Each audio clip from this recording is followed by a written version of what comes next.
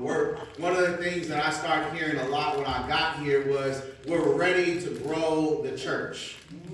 We're ready to grow the kingdom. And I think it's interesting because everybody has their own opinions for how growth comes about.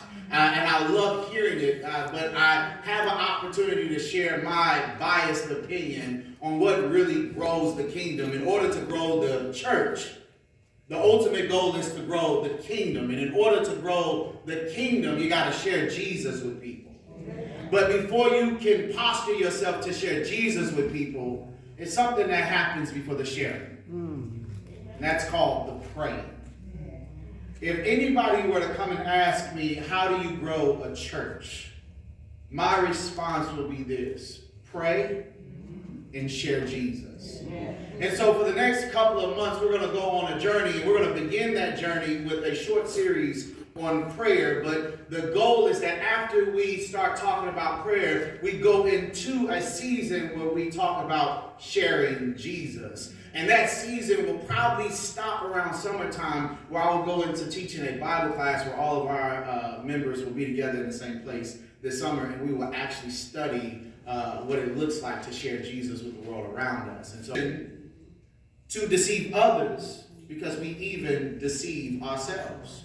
We struggle to be honest in conversations with others because we're always trying to consider the other person. We're trying to consider ourselves. What can they handle? What can I handle?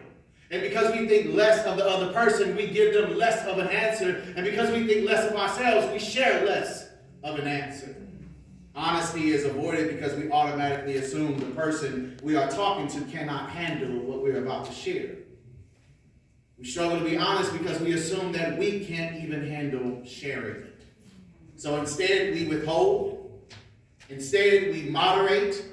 Instead, we sugarcoat. Instead, we sometimes refrain from speaking altogether. And since prayer, for those who don't know this, since prayer is really a conversation unfolding between us and God, we have to be on guard that our form of communication with each other does not bleed over into our communication with God. Because if we are not careful and we are not intentional, we develop a habit of trying to control the flow of conversation, even with God. And we start to give him this robotic conversation that we give to other people around us. So then what should we do? If that is the threat to our prayer life, what should we do?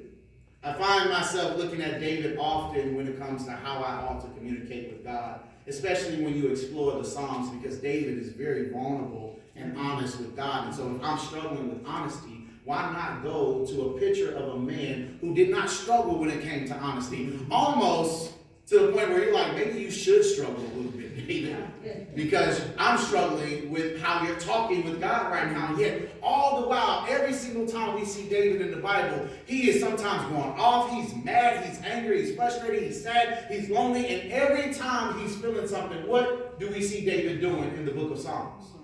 Giving it all over to God. And so this morning,